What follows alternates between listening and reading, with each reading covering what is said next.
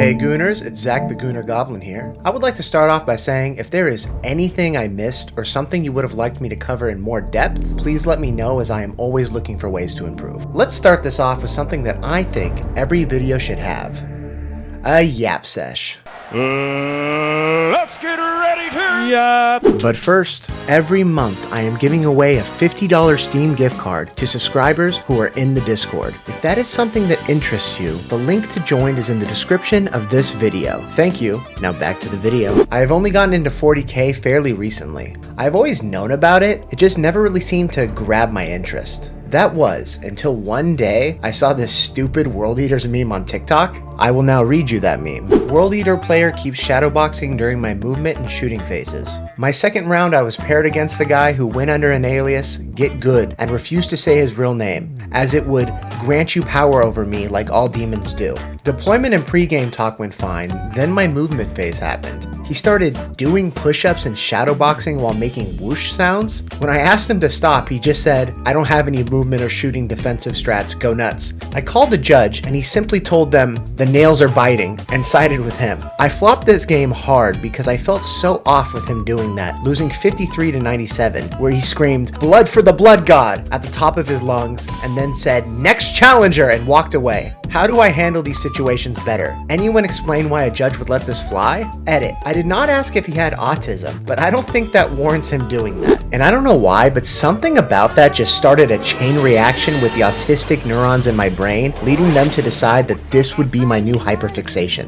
I immediately went to the wiki and started reading, which then led me to Bricky's 2 Warhammer faction videos, which I recommend checking out. And since then I have watched countless videos from a plethora of different creators, and I am close to finishing my 10th book. So far, some of my favorite groups/factions are the Angry Boys that are the World Eaters, of course, the Adeptus Mechanicus, don't worry, we'll get to them soon, the Dark Angels and their autistic Primarch, the Gay Vampires that are the Blood Angels and their sexy Primarch, the Adeptus Sororitas, for obvious reasons, and the best faction of all, the Orcs. Let me know who your favorite faction is in the comments. Well, I think that's enough yapping for now. Let's get to the game. From my understanding, 40K games are very hit or miss, with this game being one of the better ones. I do think that it does a pretty good job and it sets the tone almost immediately, but to show you that, I think I'm just gonna let it speak for itself.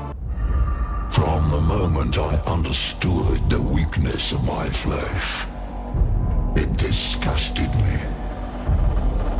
I craved the strength and certainty of steel. I aspired to the purity of the blessed machine. Your kind cling to your flesh, as if it will not decay and fail you. One day the crude biomass that you call the temple will wither, and you will beg my kind to save you. But I am already saved. For the machine is immortal.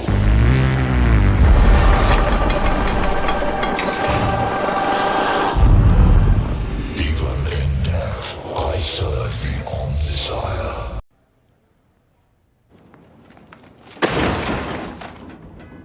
Mechanicus was released November 15th, 2018 by Bulwark Studios. This game, unlike most 40K media, isn't centered around the iconic Space Marines, but rather the titular Adeptus Mechanicus. You can think of the Mechanicus as the tech support for the Imperium of Man. They both fix and get the machines to work in the first place by rizzing up the machine spirits inside of them. They also replace large parts of themselves with robotic augments to be closer to their machine god, the Omnisire. They are constantly edging themselves with more machine parts while still keeping parts of their humanity so they can be like, "No bro, I am totally human, can't you tell?" The Mechanicus has tech priests who are the embodiment of this change, Scutari who make up the bulk of their forces, and even employ combat servitors. And if you want to feel bad, go look up how those are made. The other faction here are the Necron. They're basically robotic space Egyptians. That is pretty much their entire deal. They sleep in tomb worlds for some indeterminate time until they wake up or are woken up. Also, they're functionally immortal. Okay, let me give you a high-level overview of the story. The Mechanicus stumbles upon one of these tomb worlds, right? And the priests are horny for the tech that's there. They need to get their hands on some of that sweet, sweet Necron tech.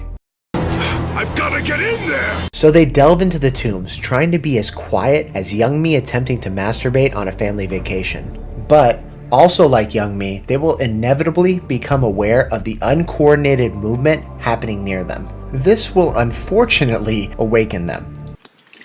Hello? The story is progressed by doing quests given to you by your inner council, each of them having their own ulterior motives. I don't want to go through all of them, but here are a couple. Tech Acquisitor Scaevola, who wants to get as much Necron tech as possible, no matter the cost. Lector Dogmatics Vedix, the stick in the mud who just wants to destroy everything because of heresy, and then Best Girl, Subdomina Kepra, who has the most noble motives because she really just wants to save her Skitarii troops. I also like how the Mechanicus characters talk in this kind of robotic, computery mumbling. I think it really sells how different from normal people they really are. When the Necron leaders first showed up, they were so unsettling to me for some reason, and I couldn't place my finger on it at first, but then it hit me. I was so used to the Mechanicum's banjo and kazooie ass mumbling that it was kind of off-putting when they came on actually speaking words.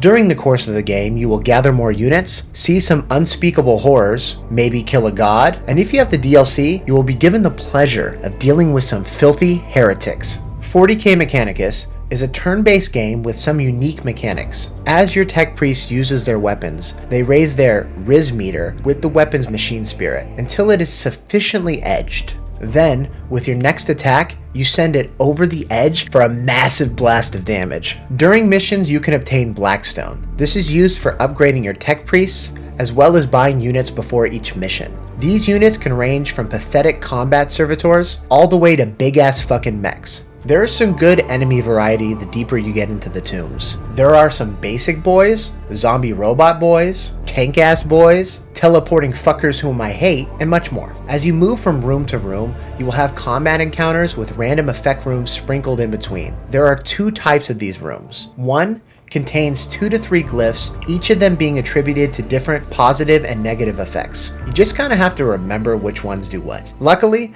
if you do the same one enough, it will change color to signify if it is a positive or negative effect. The other type of room is an event room. Similar to the glyph room, you have 3 choices. This one really just seems to be random, if I'm being honest. There doesn't seem to be any logical consistency in the choices. Or maybe I'm just too dumb to notice. I don't know. So I would either just accept the random nature of them or look up a guide online. When going from room to room, entering battle at the beginning of each turn, or sometimes as a result from the aforementioned event rooms, your awakening meter will rise. As it rises, you will encounter more enemies with different statuses taking effect. Then, once the mission ends, the awakening level will be added to the total awakening percentage. And if there is something you really don't want to do, it's wake up an entire tomb world. Luckily, there are ways to lower this meter mid-mission. Winning optional battles, some event room choices, and destroying these terminals all lower the meter. So with that being said, pro tip, go into the options and raise additional battles all the way to maximum so you can maximize this effect. So there are a lot of parallel systems and a lot to keep track of. You need to get through the missions as quickly as possible without overreaching and getting your units killed. So there is a pretty delicate balancing act going on here. Or if you have the DLC, you can get this cloaking augment that makes your unit invisible until its first attack, essentially turning on easy mode. With this and the maximum additional battles, I was able to finish every mission while finishing the game with an awakening meter under 40%. As you complete missions, you unlock different bosses, all with unique mechanics. For example, one is a puzzle boss, one has a long hallway of enemies before it, and one has the energy barriers from Phantom Menace. After you beat the main boss, you will get one of 2 endings, based on whose missions you have completed, or at least whose you finished first. I personally chose Scaevola, as they are very silly. Who is this game for? Chad gamers, like myself.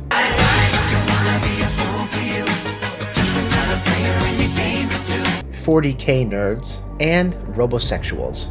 Well, bite my shiny metal!